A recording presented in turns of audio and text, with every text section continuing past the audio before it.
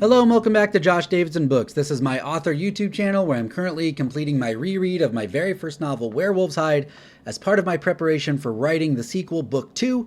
If you enjoyed this chapter or have enjoyed the book so far, please consider supporting me by buying the book. The digital version is only $4.99. It's also available on paperback and hardcover. I have links in this video description. If you buy it, please consider reviewing it on Amazon. So where we last left off, Lacey was abducted, and we had the bombshell that Hank was the stranger in the trailer. As a reminder, I'm genuinely reading this to myself to remind myself of the story so that I can make sure that I remember all of what actually ended up in the book instead of random ideas that I had when I was writing the book. And so if you want, the full experience of hearing the voices yourself, using your own imagination for the story, highly recommend getting your own copy. But if you want to use my author and commentary series to enjoy the story, I just appreciate that you're here. So yeah, I'm going to interrupt the story where it seems appropriate to share kind of behind the scenes thoughts of my writing the book. Here we go. Chapter 21.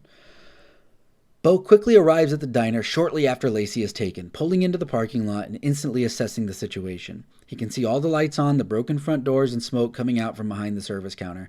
He parks fast and hops out smoothly, running inside and searching desperately for Lacey. He runs over to the grill that is filling the diner with smoke. He coughs and tries to fan it away with his hands as he turns it off. "Lacey!" he shouts with fear and doubt in his voice. "Lacey, where are you?" He continues through the kitchen and turns the water off before heading to the storage room. Once Bo arrives at the back, he sees that the short wolf Chester is still trapped inside the compactor. He's alone, struggling in silence as he continues to try and escape its grasp. Wolf Chester sees Bo enter the back room and talks to him as he grapples with his predicament. "Hey, deaf boy, can you not hear me stuck in this effing thing? Get me out of here!" Bo slowly walks up to Chester and stands just out of reach of him. He looks over at the machine button where he can lift it if he wants to. "Where is she?" Bo asks aggressively. "Let me out and I'll tell you." The wolf tries to negotiate. "Tell me and I'll let you out." Bo turns it back around. "Nah, no dice. I tell you, you'll already have what you need and won't need to help me." "If you're free, you'll have no reason to tell me what I need to know." Bo spins it back again. Short Wolf Chester bargains harder. "Well, I mean, worst case scenario, I'll lose my arm when I change back. They'll kill your girl and drown your baby before I even get back there, so it's all good, your call." The wolf gives one last heave to try and break free, but realizes it's useless and getting help is the only way to save his arm. "The whole reason they took her is because they want my baby alive, so try again." Bo isn't swayed by the grim threats. Wolf Chester chuckles. "Oh, is that what they told you? And who said that? Your old man? Mr. Trustworthy?" Bo suddenly and frighteningly starts kicking the short wolf in the face over and over again. He grabs onto the machine for leverage to get even more force behind his kicks, grunting and screaming as he pulverizes the wolf's face. "Where the F did they take her?" He shouts and kicks in unison before finally running out of energy. Bo exhales in exhaustion as the short wolf looks up and reveals there's not even a scratch on him. Wolf Chester smiles and laughs at Bo. "I'll remember that." Bo and the wolf look toward the front of the diner as they hear another vehicle arrive in the parking lot. "If you won't talk to me, maybe you'll spill it to my friends." Bo leaves the back room and heads to the front of the diner, expecting to meet up with Madison. When he opens the double gray doors, Bo enters the dining area and sees Sheriff Theron walking through the shattered front entryway. So I'll say, in this diner confrontation after Lacey was abducted, but in the original story, Hank shows up again and has like one last gasp to make things right with Bo.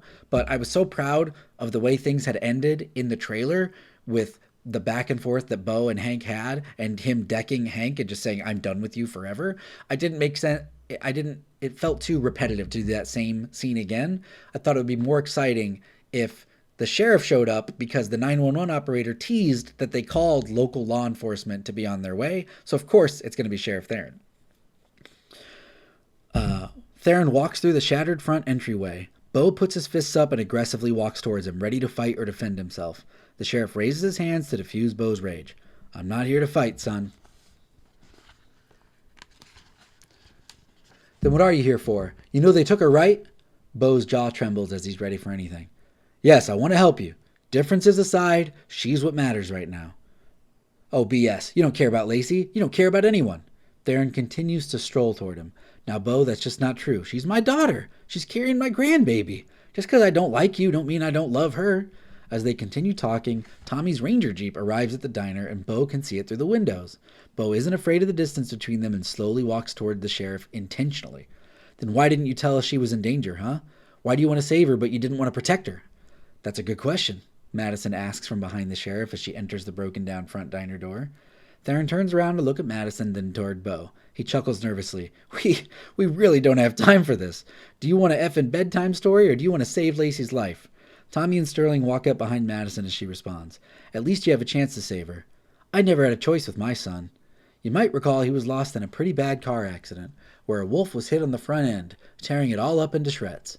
So until you tell me why the heck my car door was in your backyard, no one's going anywhere. Bo isn't going along with the warning. Aunt Maddie, I can't live without my girls. Madison offers some pained wisdom. Yes, you can. You can, Bo. It hurts, and the void within you is vast. It feels like the wrong version of your life is playing out in front of you as you become an observer instead of a participant. But even on your worst days, you can, because you don't have a choice. There is nothing else. Living a painful something is better than dying for a painless nothing. So yeah, if you had to, you could. The question is, could this SOB do the same? Madison gestures back at Theron as the choice is left to him to admit his secrets. The sheriff thinks on it a moment, then finally lets the truth out. When I got to the scene, the monster was still there, stomping around the car. When I saw it rip off the door, I thought it was going to go after the kids. So I fired a warning shot to scare it off. It jumped away into the darkness, and I worked as fast as I could to do what I could. Bo was the only one who was in a savable condition. Madison inhales deeply and presses further. Why buy the car? Why hide the door?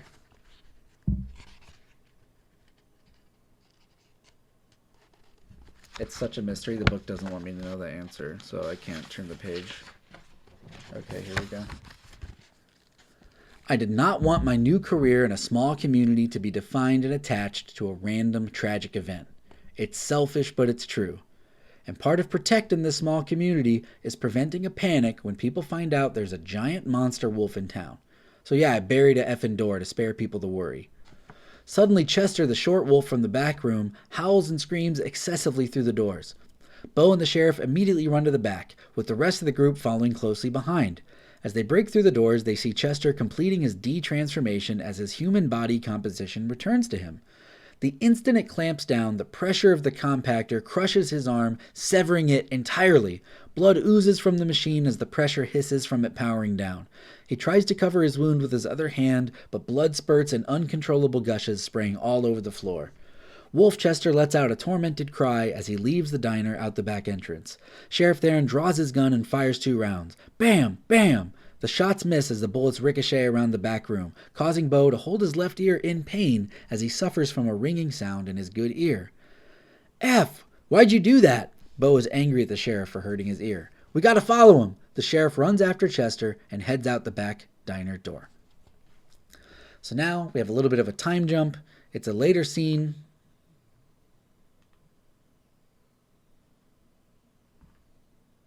Sorry about that. It's a later scene where we're still in the diner. Madison, Bo, Tommy, and Sterling are all in Tommy's... Oh, we're not still in the diner. We're in the Jeep. Oh, that's her. Okay. In the original draft, I had them sitting down in the diner for this conversation. But when I was writing it, I was like, that's not exciting enough. The climax is building. The action is building. We need momentum. We need movement. So I had them get in Tommy's Jeep and follow Sheriff Theron out to the mountain and have this conversation. But yeah, this dialogue was originally written sitting in a diner. That's why I assumed it was in a diner. So they're all in Tommy's Jeep, driving at high speed to catch up to the sheriff and Chester, the short wolf. Tommy is at the wheel with Sterling sitting behind him, while Madison is in the front passenger seat with Bo behind her. Bo is leaning toward the vehicle center so everyone can hear him finishing his fantastical explanation. And since my mom hated my dad for giving birth to me as a wolf, he came back to try and teach me how to be one. But he also had this ulterior motive where he was wanting me to try and join this kind of wolf cult. And I guess there are hunters that I don't know anything about, but the sheriff is one, apparently. So, yeah, they took Lacey to punish the sheriff and steal my baby because she could be a wolf for their cult or something. I picked the wrong time to quit drinking. Bo looks around waiting for them all to argue with what he's saying or call him a liar, but he gets no response. Instead, they appear to accept it and ponder the consequences of the situation. He clarifies to make sure. So y'all believe me. The other three look at each other and take turns nodding yes. Tommy just showed me some things that corroborate some of what you're saying, and since this all goes back to what's been causing the accidents, it's starting to make more sense. So you know I'm a wolf? Bo asks Madison. Mm-hmm.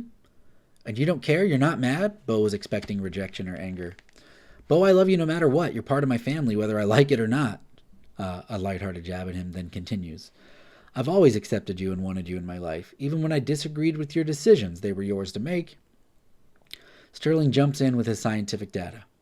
Okay, gut spilling time, I guess. So as Tommy told you all, I was brought in by the park to monitor Sadie Volcani. This is true.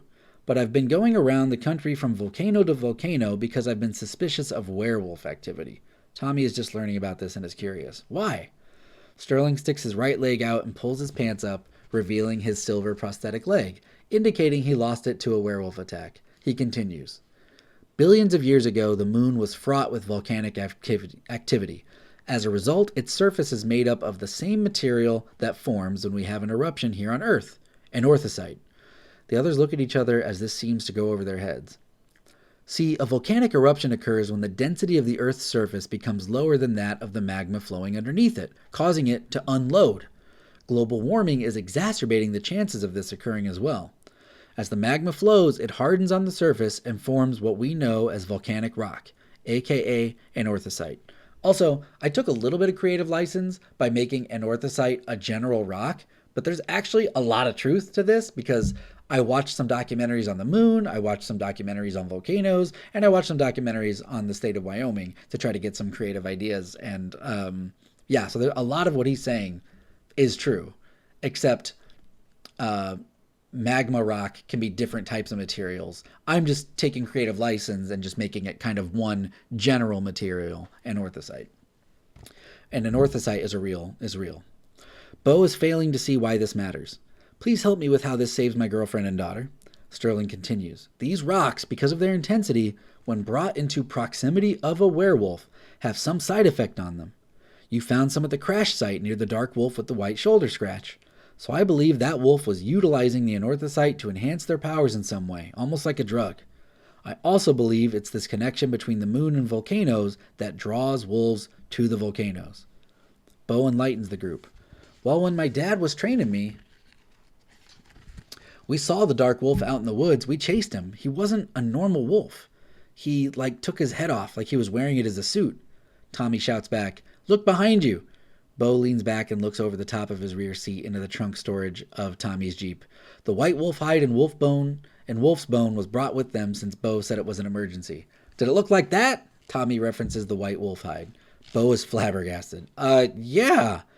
This one looks like it's partial or incomplete. The other one is like a full bodysuit. Seemed better taken care of and newer maybe. We thought it was a normal werewolf, but if someone wears this, it's going to be obvious. Madison starts to recognize the road they're on. Hey, this goes back to your place. Sterling and Bo look at each other in awkward acknowledgement of Madison admitting to being at Tommy's house. She nervously corrects herself. Your Plark, I mean your park. This goes to the park. Tommy isn't surprised. Like Sterling said, they seem to like volcanoes. That's probably why my Grandpa Briscoe built a bunch of secret underground tunnels throughout the whole park. It's kind of like a safe haven for wolfkind. Madison comments on Tommy's possible naivety. Pretty brave of you to assume he could trust them like that. Tommy responds with a reverence for his history. Well, I'm sure there were a few bad apples, but there are good and bad folks everywhere, all the time, wolves or otherwise. If a wolf hadn't saved his life, I wouldn't be here, so that's got to stand for something. Bo feels conflict and resentment, realizing that what he is and what his life will become.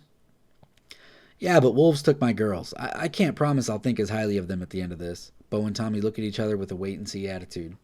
As they continue on the highway toward the park, the dark wolf with white slashes leaps through the air in the distance behind them. He jumps like the bullies did when they abducted Lacey, hopping through the air under cover of darkness, too far away for any of them to see that they are being followed as well.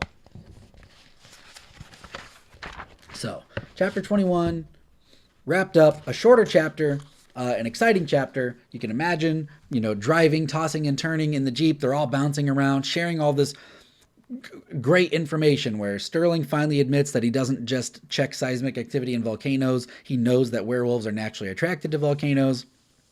I came up with that lore as a result of the research that I did in volcanoes and in the moon, and then seeing the wolf hide, and all of them having their own personal stories with werewolves throughout the story, of Madison being introduced to it through Tommy, Tommy having his background being a descendant of Briscoe, and Sterling having apparently been in some sort of wolf attack where that's how he lost his leg. We don't know.